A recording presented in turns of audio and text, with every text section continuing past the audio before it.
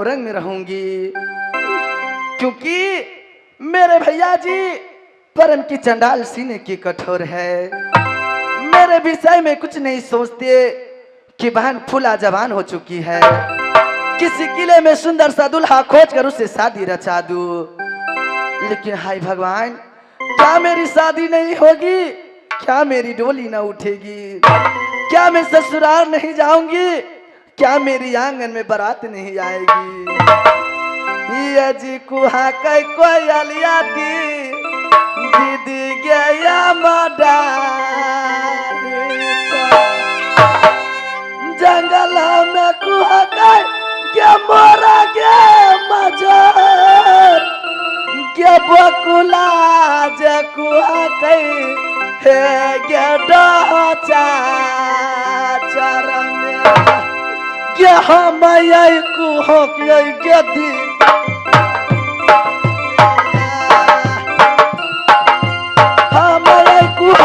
बाबू लाल पलाना पा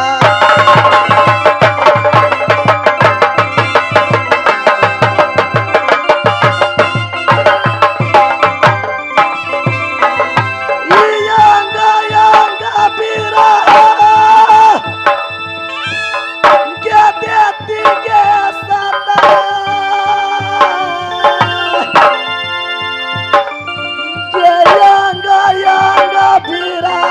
सताती कुमारी फूलबा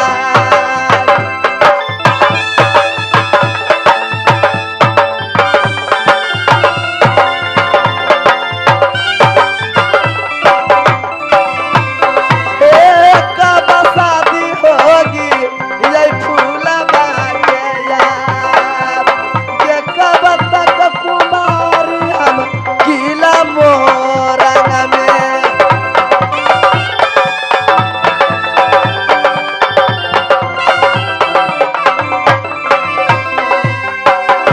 हाय भगवान, इस समय मैं कौन सी उपाय सोचूं कि मेरी शादी हो जाएगी। इस समय मुझे एक ही बात ख्याल आ रहा है, क्योंकि बचपन से मेरी साथ मुंगिया बादी रहती है। आज उसे बुलाऊंगी, सारी दिल की बीती हुई बात अपनी मुंगिया बादी को सुनाऊंगी। ओ मेरी शादी अवश्य करा देगी, न तो कोई न कोई उपाय जरूर बता देगी। बादी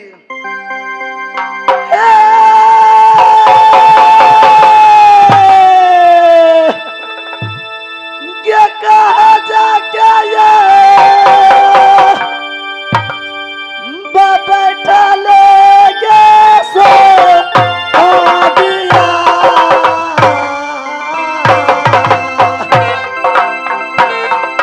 सुंदर ये माली या में गे बादी जल्दी से सुंदर जखन हॉल में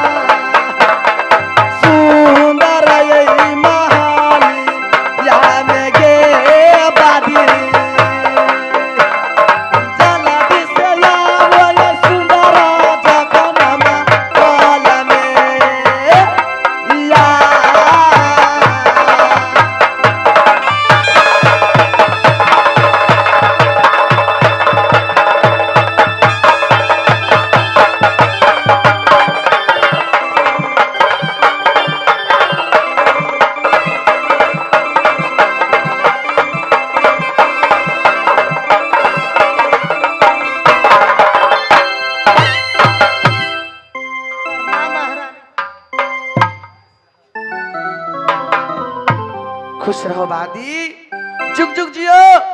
जैसे निर्भय गंगा की वैसे उम्र बढ़ती जाए।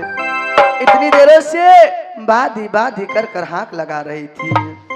इस समय महल में क्या कर रही थी? खाना बना रही थी। अच्छा, खाना बना रही थी। हाँ महारानी जी। देखो बादी, हाँ बोलो। आज मैं किस लिए बुलाई हूँ? किस लिए महारानी जी? देखो बादी, आज ये बताओ कि तुम मुझसे छोटी हो कि बड़ी?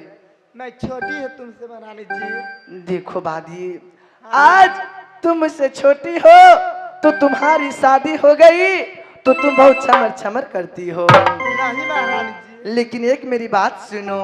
हाँ बोलो। बादी, गया हाथा के बरजिया बा, बादी गया हाथा मोरा बरज, पैरा के बरजती, गया पैरा के बरजा जाए, गया नयना बरजती, बादी गया नैनो बतमनती, गया पापी आई जापानी के बादी, बात ना गया माँ, पापी आई जापानी आगे बरजो ना माना।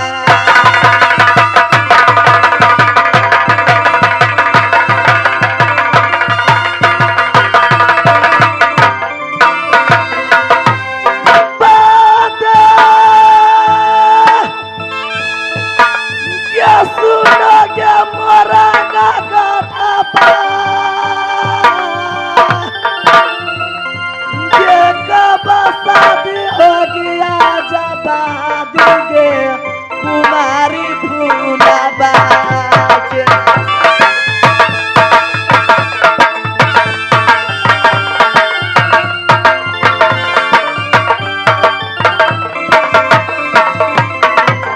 कब तक कुमारी रहूंगी बादिया, ये कब शादी होगी गे अब फूलाबा को।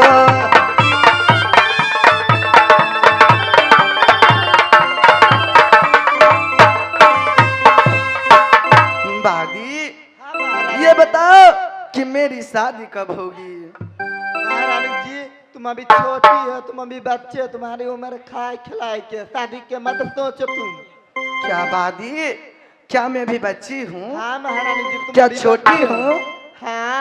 आय हो बाबा, हम बिया कर लेने छिए। आय जा, क्या दया क्या दया क्या दीदी क्या दीदी क्या धान से चार हो गए। अब बादी कहती है अभी छोटी है, बच्ची है, नादान है, अभी शादी करने की लायक नहीं है। क्या मैं शादी करने की लायक नहीं हूँ? नहीं महारानी जी, तुम अभी बच्ची हो। क्या बच्ची हूँ? हाँ। तो कब शादी होगी मेरी? जब 20 साल हो जाएगा।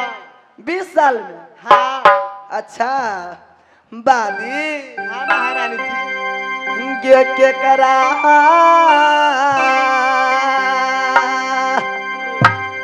मैं कही क्या बात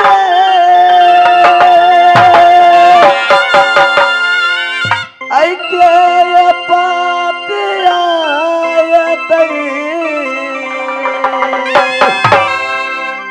के करा मैं कही क्या बात के ये बात ये तय बा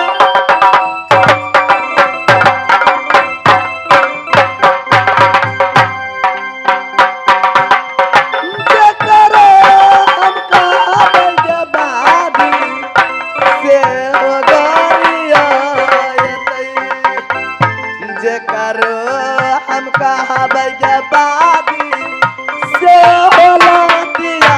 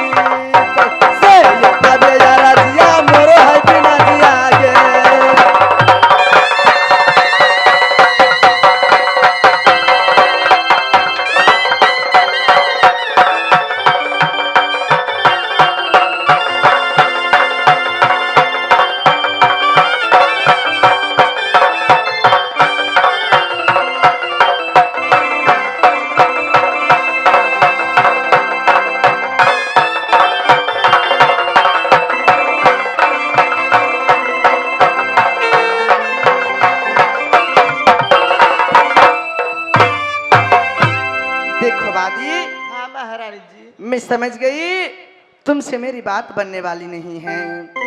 इस समय जाओ और तुम महल में चूल्हा चौका करना।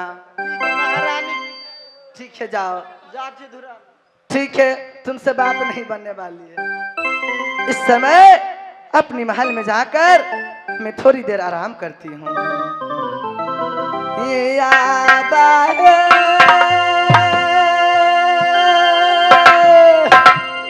ये करबै आराम आज्ञा दीदी सब लानी यही पलंगिया पजबना मोरा नगरिया में दीदिया।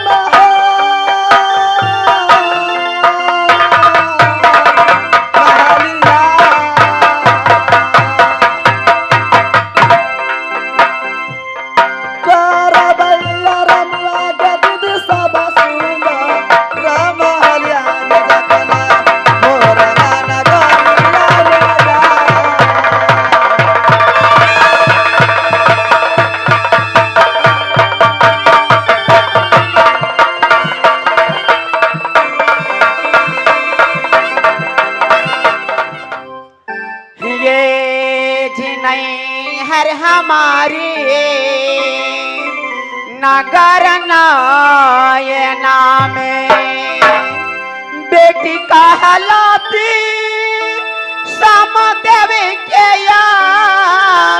यम बहिनी कहते भैया सुबाइंद्र के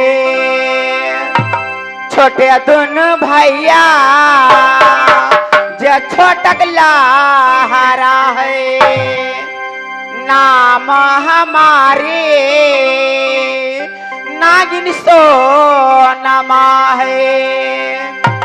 जो सुंदरा ससुरबा किला मोहब्बा के गढ़रा सुंदरा ससुरबा किला मोहब्बा है।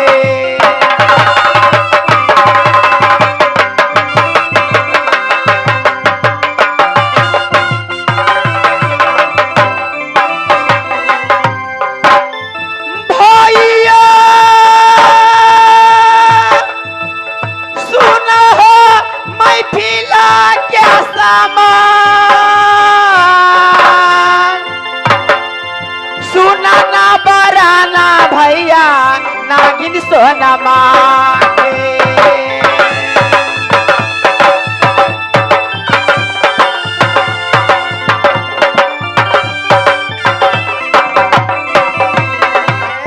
सुंदर ससुर मोहब्बा गठरा नाम यही हमारी नागिन सोनमा है।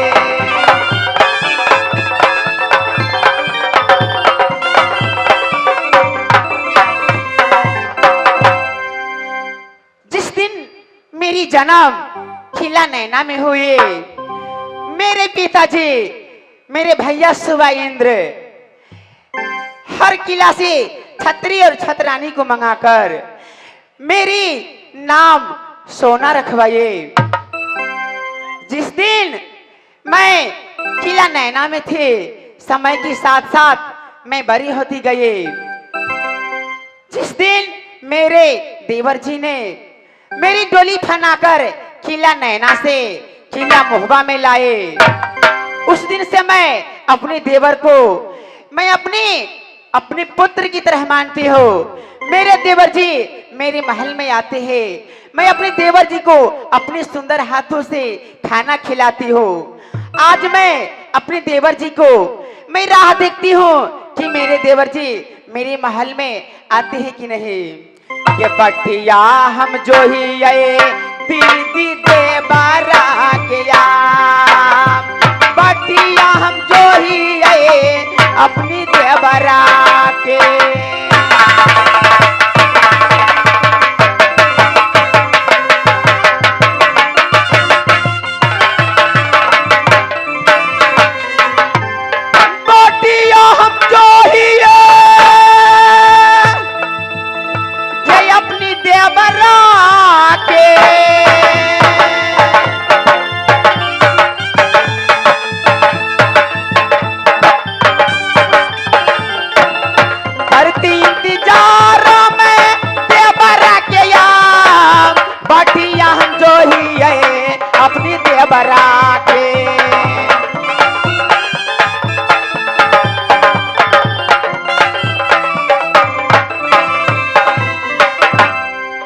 आप हैं श्रीमान मुरारी मुखिया बाबूजी, 100 रुपया की पुरस्कार दिए हैं। मैं मुरारी मुखिया बाबूजी की श्री चरणों में प्रणाम करती हूँ। इस समय मैं अपनी देवर की राह देखती हूँ और मैं अपने महल में आराम करती हूँ। जब बैठते हैं सोना दीदी भवनों में आप, बैठती है सोना अपनी महलों में।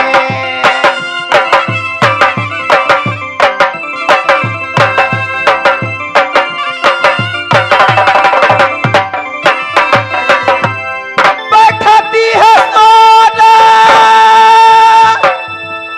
ये अपनी महलों में,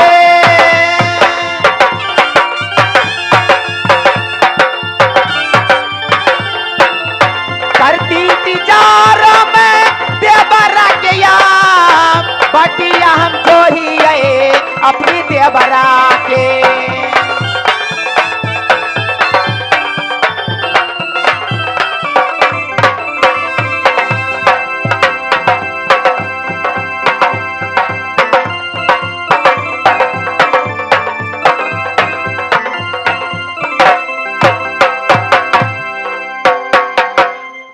खुश रहो देवर जी, जुग जुग जियो, तुम्हारी उम्र लाख बरस, जैसे नीर बहे गंगा की उसी तुम्हारी उम्र बढ़ती जाए। देवर जी है क्या तोरे घट गए देवर, है या न धान लक्षा में, क्या तोरी घटी है डबुए के ढोली पान, कोई छतरे जताना तुम को मारा है। देवर जी कुशला सुनाओ देवरा भाभी को अपनिया, कहेगी कुशालिया अपनी भाभी के।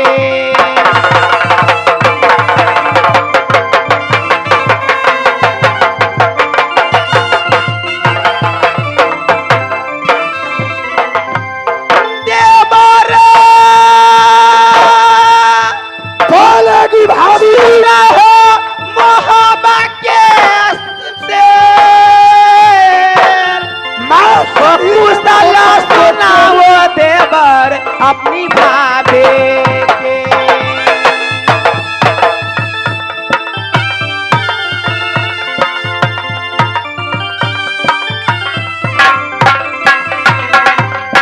देवरे सुनो हमारी ये बात, वो किस लिए आए महलों में यार,